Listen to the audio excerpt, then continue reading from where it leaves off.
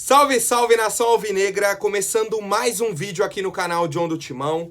Então, se você for novo, já se inscreve pra gente bater a meta de 75 mil inscritos.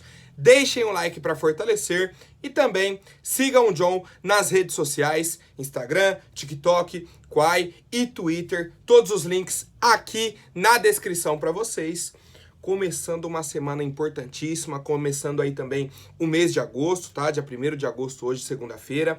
Amanhã já temos um confronto importantíssimo contra a equipe do Flamengo, tá? Lá na Neoquímica Arena, confronto de ida das quartas da Libertadores.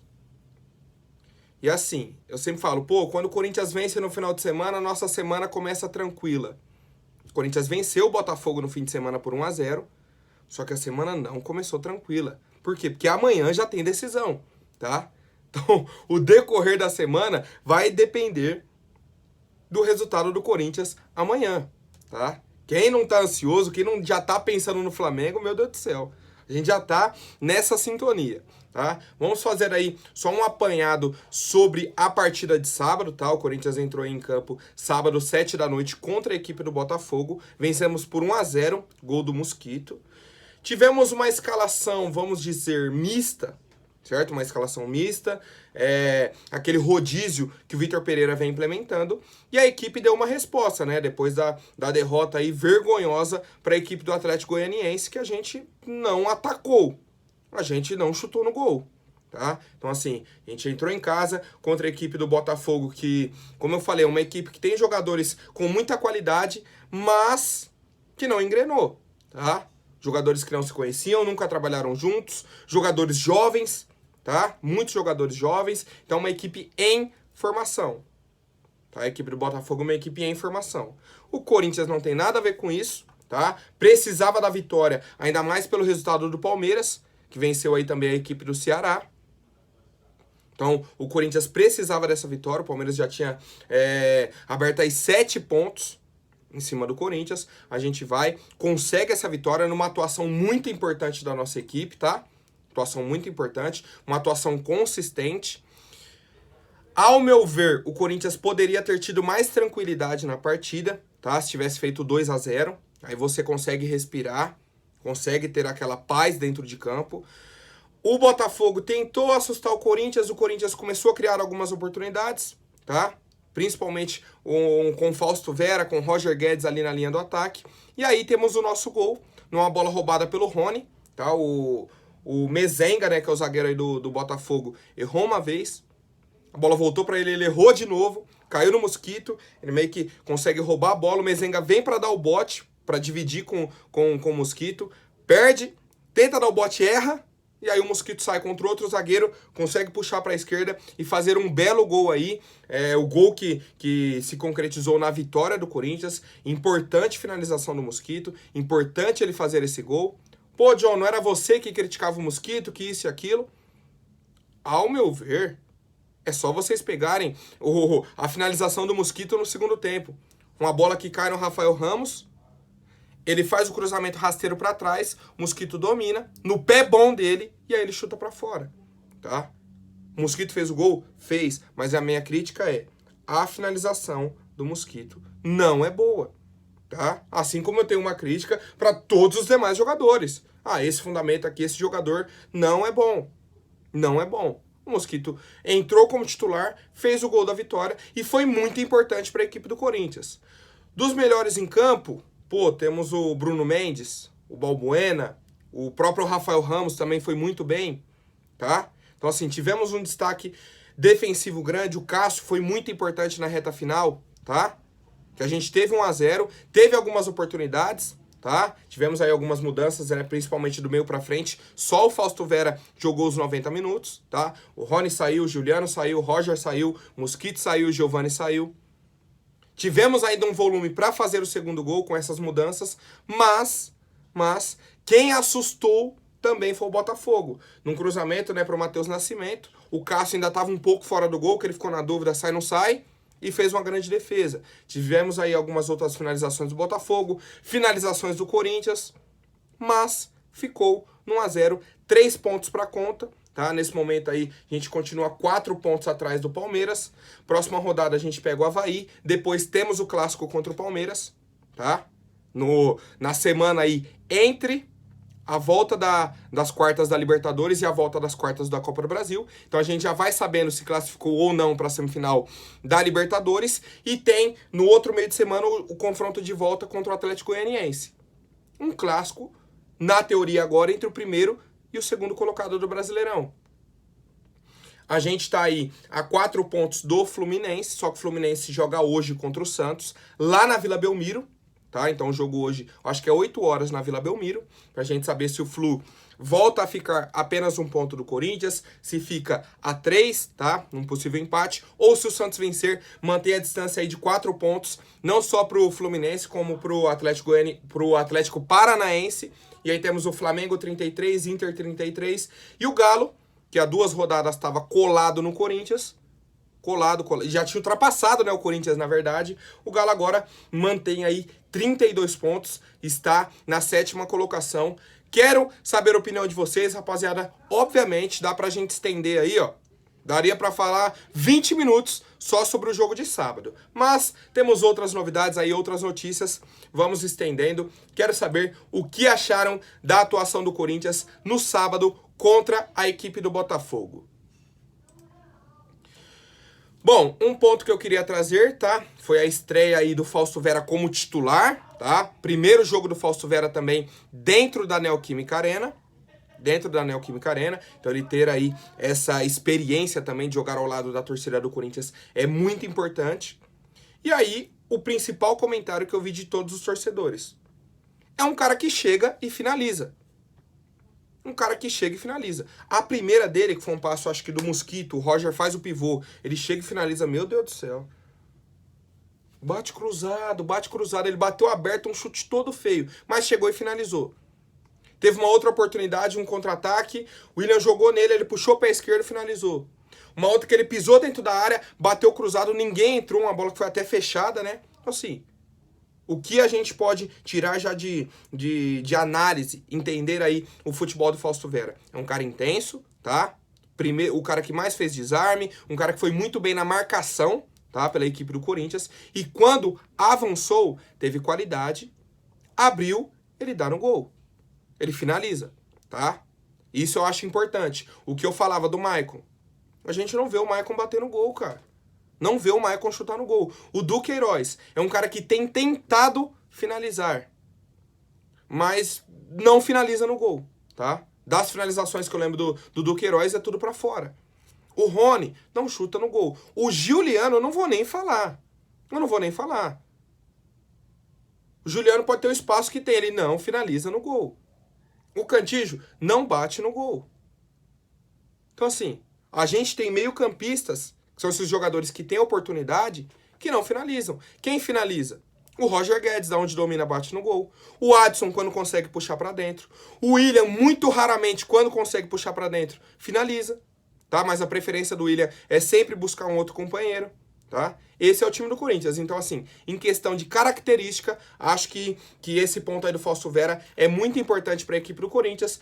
E o nosso Vitor Pereira falou o seguinte: ele tem chegada na área, qualidade para criar e foi ganhando isso com o decorrer do jogo. Não foi nada especial o que eu disse para ele no intervalo. Foi só um ajuste ou outro tático, mais defensivo do que propriamente ofensivo. E foi a confiança para ele aparecer na área. Então, assim, gostei da atuação dele, tá? Gostei, acho que vai ser um jogador importante aí pro Corinthians nessa temporada. Quero saber a opinião de vocês, família. Bom, e o Vitor Pereira falou também, né, sobre essa resposta para nossa torcida. Ele falou o seguinte, ó: nem eu, nem os jogadores ficamos satisfeitos com o resultado e com o jogo que fizemos na Copa do Brasil.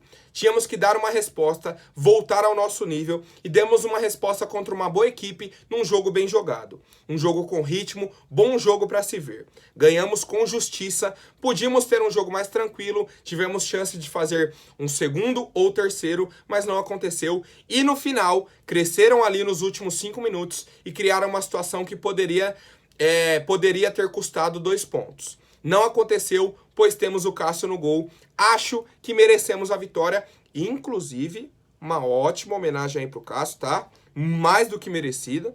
Parabéns aí a todos que fizeram essa homenagem ao Cássio, quem organizou e tudo mais. E que continuem, tá? Porque o Cássio merece. Vai se tornar aí o segundo jogador com mais jogos com a camisa do Corinthians. E é isso. Parabéns ao nosso gigante. Não só pelos números, mas também pela atuação do nosso goleiro. Quero saber a opinião de vocês, família. Bom, e aí o Corinthians ontem, né, já fez um treinamento, né, um trabalho no CT Dr. Joaquim Grava, já pensando no confronto de amanhã contra o Flamengo. Jogou no sábado, faz o regenerativo no domingo, treina hoje para amanhã enfrentar o Flamengo na Neoquímica Arena. Mantém aquele padrão. Quem atuou por mais de 45 minutos permanece na parte interna, tá? A parte de academia e tudo mais, faz regenerativo. Os demais, um treino de posse de bola em espaço reduzido e, no fim, uma atividade de enfrentamento. Os goleiros se revezaram entre esses exercícios, tá? Ajudando aí o trabalho de campo reduzido e também um treino específico para a posição, tá? Com os preparadores, o Marcelo Carpes e o Luiz Fernando dos Santos. E aí, uma provável escalação do Corinthians para amanhã é a seguinte: Cássio, Fagner, Balbuena, tá? Balbuena, já que o Raul Gustavo não vai para o jogo amanhã, tá? O Vitor Pereira falou isso, o Raul Gustavo não vai para o jogo amanhã. Então, Balbuena, e aí a primeira dúvida, Bruno Mendes ou Gil? Pô, eu gostei mais uma vez da dupla Balbuena e Bruno Mendes, mais uma vez. Lembrando que o Bruno Mendes pode jogar Libertadores. Temos Lucas Piton na esquerda, nesse revezamento com o Fábio Santos. No meio, Cantígio, Duqueiroz e Maicon. Ataque, William, Adson e Yuri Alberto. Tá? É o meu entendimento de escalação do Corinthians para amanhã. E aí a gente segue essa expectativa. Quero saber a opinião de vocês, família. Bom, agora a atualização sobre a Libertadores, tá? Naquilo que a gente vinha falando sobre inscrição, troca de vagas e tal, isso e aquilo. O Corinthians inscreveu o Fausto Vera, o Balbuena e o Yuri Alberto, tá? Na Libertadores a gente tinha o direito aí de trocar 3 nomes. Saíram Luan para a entrada do Yuri Alberto. Saiu o João Vitor para a entrada do Fausto Vera. E saiu o Mantuan para a entrada do Balbuena. Pontos importantes. John, o Ivan não estava inscrito? Por que não tirou o Ivan, colocou o Balbuena? Por que não tirou o Ivan, colocou o Yuri Alberto, por exemplo? Teve que tirar o Luan, que é um cara que, na teoria, tá treinando. Está liberado para jogar. Por conta da numeração. E aí a gente tem que entender um ponto. Pô, só por causa de número da camisa, por Yuri Alberto não ter que jogar com a camisa 1... Se fosse uma necessidade, se o Luan estivesse jogando, o Corinthians faria a troca. Tira o Ivan, coloca o Yuri Alberto, ponto. Mas não, isso pra mim é um recado pro Luan. Ó, a gente não conta mais com você. E é isso. Tenho novidades, tá, pra falar sobre o Luan, mas só explicando, tá, essa situação da numeração. O Balbuena vem com a 31, que era do Mantuan. Fausto Vera, 33, do João Vitor. E o Yuri Alberto, tá? A última inscrição aí do Corinthians vem com a 7 do Luan. Quero saber a opinião de vocês, família. Bom, agora, falando sobre uma questão que muita gente vem me perguntando a semana inteira, o mês todo, tá? O mês todo. Desde a ausência aí, da primeira ausência do Renato Augusto, todo mundo vem me perguntando. A todo jogo, John, Renato joga na próxima partida? John, Renato pega o Atlético Goianiense na Copa do Brasil? John, Renato pega o Flamengo na Libertadores? E a gente não tem uma resposta. Vou pegar aqui a fala do Vitor Pereira, vou pegar a fala do Bruno Maziotti, que é o nosso fisioterapeuta, e vou trazer uma conclusão do que eu entendi, tá? O Vitor Pereira falou o seguinte: eu acho que já expliquei, o Maziotti já explicou publicamente, ele está muito melhor, mas ainda não fez qualquer tipo de treino com a equipe. Está na parte final daquela transição para ser integrado com a equipe. Por isso, não levei para esse jogo, que no caso era o jogo contra o Botafogo. Tá? Isso ele respondeu no sábado. Então assim, até sábado, o Renato Augusto não tinha feito nenhum treino com a equipe. Tava naquela parte de transição física. Preparação. O Bruno Maziotti, para quem não lembra, falou o seguinte: não existe um prazo de retorno, porque assim, a gente vem trabalhando forte com o Renato para que ele tenha uma melhor condição. Eu conheço bem o atleta, ele está doido para estar em campo, fazendo aquilo que sabe fazer. Mas são lesões que a gente tem que estar tomando um pouco de cuidado, porque eu posso perder o atleta pelo restante da temporada. Então, a responsabilidade é minha, no sentido de pautar e orientar o trabalho do atleta. Resumindo, Renato Augusto não vai para o jogo amanhã. Não vai. Pode retornar na semana que vem, no jogo da volta. Mas para amanhã, acho que não. Porque ao que tudo indica, o Renato não apareceu em nenhum treinamento. O de ontem não apareceu. Tá? Não treinou. Até sábado não tinha treinado com a equipe. Ontem não estava liberado. De hoje para amanhã o pessoal não vai liberar e o Vitor Pereira já vai colocar ele para jogo. Acho muito difícil. Muito difícil. Pô, então assim, se existia alguma expectativa, alguma esperança do Renato atuar amanhã contra o Flamengo, praticamente nula, tá? Assim como o Raul Gustavo, que já foi vetado pelo Vitor Pereira. Falou, não vou forçar o jogador, certo? Tá com desgaste e tudo mais, não é nada sério, mas não vou forçar para não perder o cara por mais jogos, tá? Se tem opção no banco, você tem um Balbuena, tem um Bruno Mendes, não tem motivo para você forçar essa escalação. Quero saber a opinião de vocês, rapaziada, se vocês escalariam o Renato Augusto amanhã, se ele tivesse condições de jogo, né? Bom, agora falando sobre o mercado da bola, o Maicon, tá, que atualmente está emprestado à equipe do Corinthians até o fim do ano, despertou interesse do Benfica de Portugal, tá? John, qual que é a situação do Maicon, o que pode acontecer, o que não pode? O Maicon já havia recebido sondagens de clubes da Itália, da Inglaterra, e agora o Benfica avançou numa conversa com o Shakhtar, tá? O Shakhtar, obviamente, vê com bons olhos uma negociação com o Maicon, tá? Uma vez que o Maicon não quer ficar no futebol ucraniano, não queria ficar sem jogar e tudo mais, veio pro Corinthians para manter o ritmo e tal, beleza. E aí agora o Benfica surgiu como um forte interessado nessa contratação. O Corinthians não tem taxa de vitrine. Se o Shakhtar vender o Maicon pro Benfica, o Corinthians não ganha nada e perde jogador. Acabou. Acabou. Isso tá no contrato. Se chegar uma proposta, o Shakhtar vende. Pô, John, o Corinthians não tem direito nenhum ao Maicon, nada. O Corinthians tem prioridade na compra. Se o Benfica chegar e falar, ó, eu pago X, o Shakhtar chega no Corinthians e fala, ó, recebi uma proposta X e quero vender o Maicon. Vocês igualam a proposta? Se o Corinthians igualar a proposta, o Maicon fica no Corinthians em definitivo. Só que a gente não tem informações do valor dessa proposta. Até agora não chegou a proposta do Benfica, mas pode chegar a qualquer momento. Tá? O Benfica está fortemente interessado em contratar o Maicon. Então a gente já liga o sinal de alerta. Já liga o sinal de alerta. Será que o Corinthians, caso chegue uma proposta para o Maicon, vai igualar? Ou vai fazer, ó, felizmente, muito obrigado, Maicon, pode seguir o seu futuro. E até por isso já fez a contratação do Fausto Vera, pensando que o Maicon só fica até o fim do ano? São movimentações de mercado, tá? Pontos importantes, tá? Até o próprio Duílio falou. A vontade do jogador sempre pesa muito. Ele só vai para onde ele quiser.